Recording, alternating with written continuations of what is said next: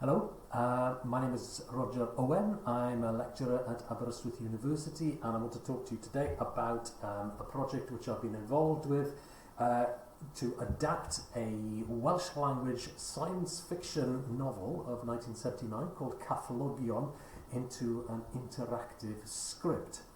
So Cafflogion was written, as I said, in 1979, was a successful entrant in the National Eisteddfod in Caernarfon at that year.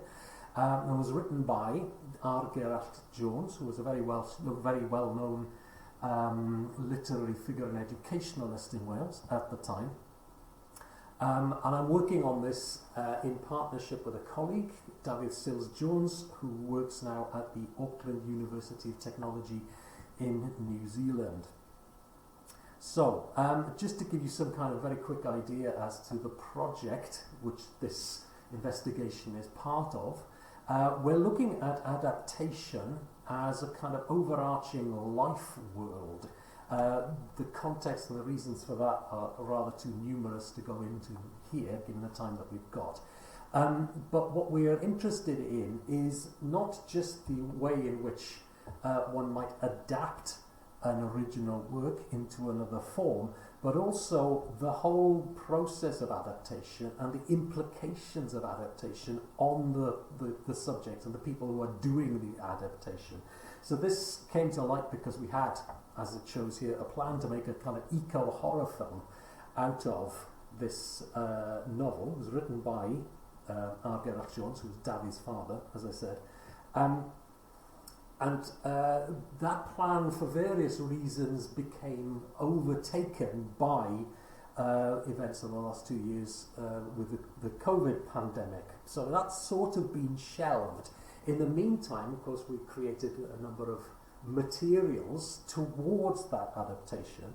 And we've also got this sort of persistent question arising from Dafydd's location in New Zealand, about the cultural status and the friction that exists culturally between his position as the son of the original author and also someone who now lives at the other side of the world and in close proximity to cultures which are very different from those in which the novel was originally imagined.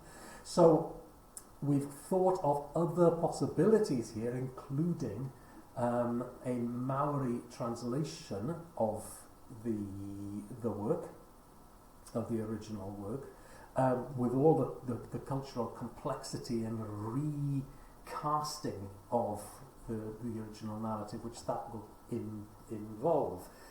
That is still in process, and that is something which you can't just sort of demand that happens.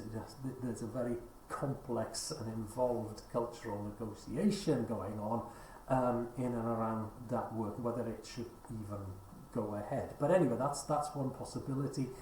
We're looking also at a number of other possible outcomes to the creative side of the adaptation, including some elements of live performance, other things which are more mediated, and others which are kind of pieces of installation work.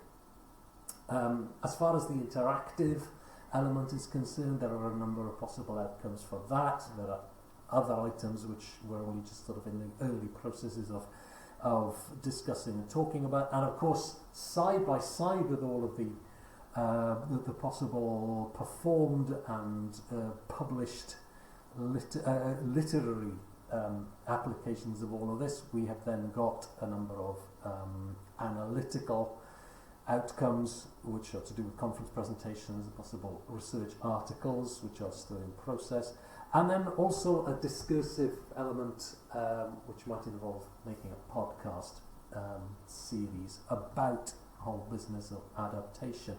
But as I said, the focus is not just on how we work from the original text to a specific kind of outcome, but really what we want to do is think about the whole environment of adaptation as a kind of life world.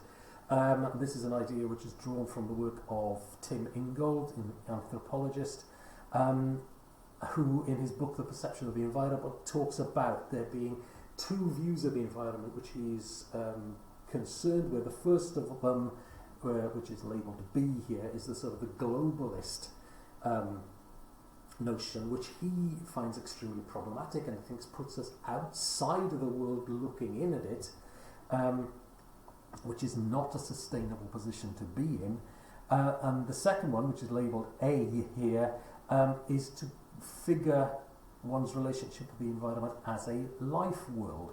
So we're trying to think about adaptation in that sense of not only are we involved in acts of adaptation, but adaptation is actually happening to us as well.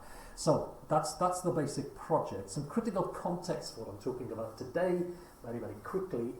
First of all, from the work of Seymour Chapman in 1980, the idea that stories are made up of two things, of events and existence. So, events, I guess, speak for themselves. They are things which actually happen within the narrative of the work that we're looking at, in this case the novel.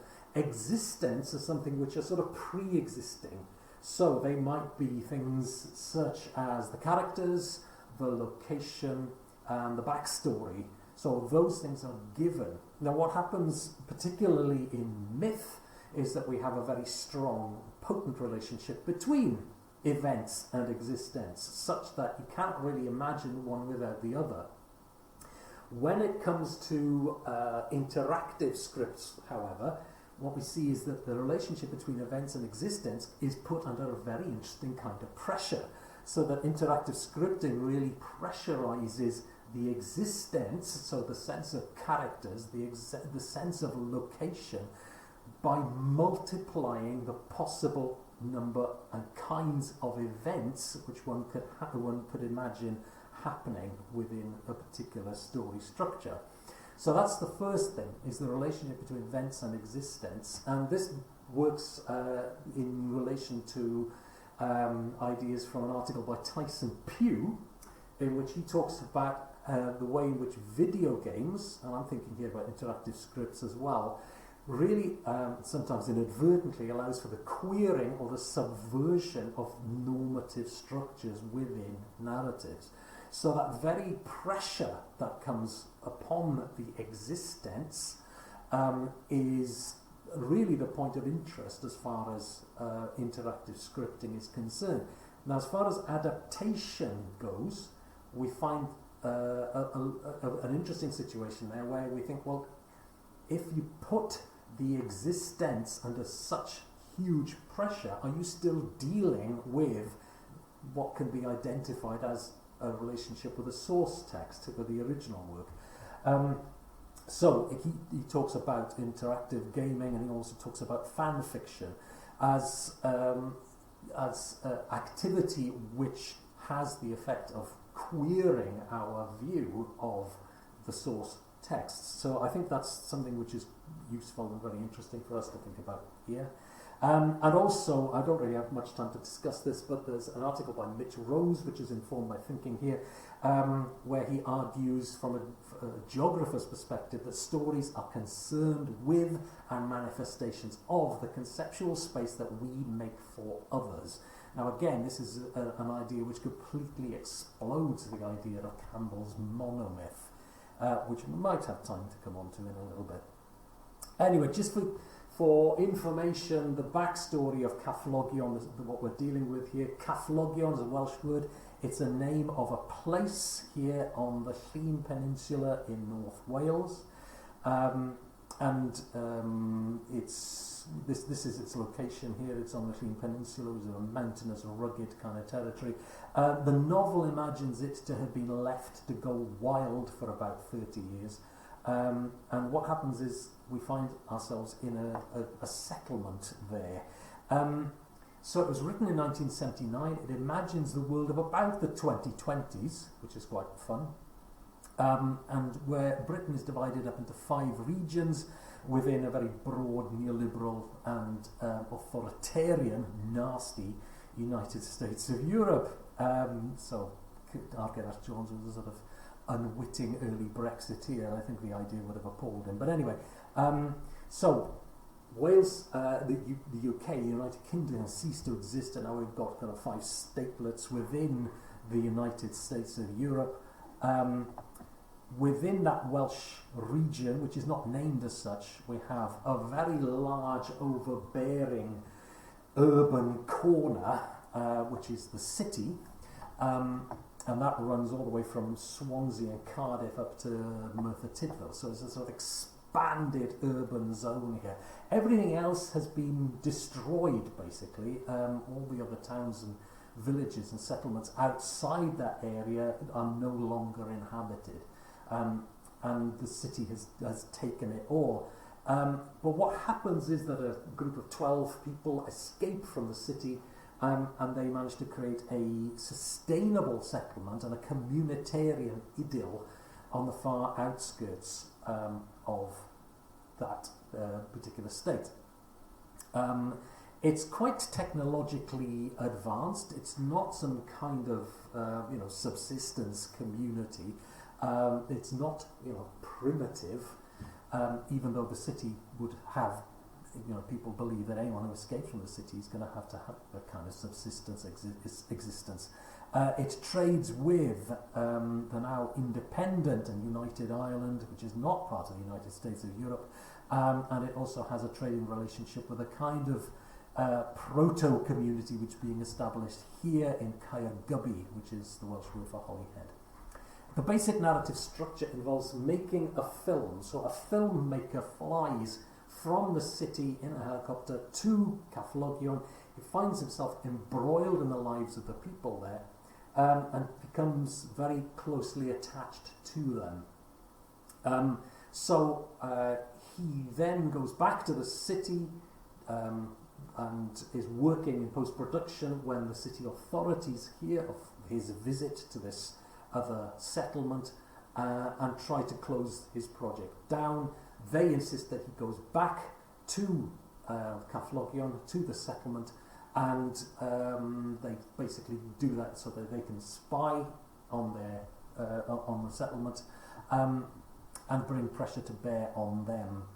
Disaster occurs as a result of this return visit, which leads in the end to the destruction of the settlement in a military strike. So it follows a fairly traditional structure, which you can describe here as a kind of flight-type pyramid, and it is broken up into different kind of successive layers of narration. So when we look at it through Campbell's optic of a hero's journey, what we see is, I haven't got time to go into John Stein, I'm afraid, so I'll just skip over that, sorry. What we see is that we have the filmmaker, for example. His section of the story corresponds quite closely to Campbell's scheme. However, a good deal of it, the solid lines here are the elements which actually take place in the novel, and the dotted lines are the ones which take place outside. And one of the things which is really interesting about Cafflogion is how selective it is about what gets narrated and what is relegated to the backstory. And I think I'll have to miss that second character again. We'll just go straight to this one, who is the elder and one of the people who set up Cafflogion. Interestingly here, if you apply the monomyth to his particular story arc, then you see the vast majority of it takes place outside of the realms of the directly narrated events. And you've only got this sort of final element, the return, and the return with the elixir, which you could say, well, maybe that's what corresponds to the monomyth. I think originally that was an idea which was made that way by Aotearoa, the author, in order to stress the kind of environmental concerns that he had about the novel. So there is a correspondence with Campbell's monomyth, but once you subject this particular kind of linear scheme to interactive scripting, you can just take those first 3 little episodes there, what you find is that an interactive script completely explodes that linearity and that, as I said, that relationship between events and existence. And it puts the work under a great deal of very interesting pressure. Whether this is appropriate or not, as far as the adaptation of this work is concerned, is something that we're still wrestling with and trying to work through. But it is basically part of our attempt to think about adaptation as a life world and not as a singular project. So, thank you very much.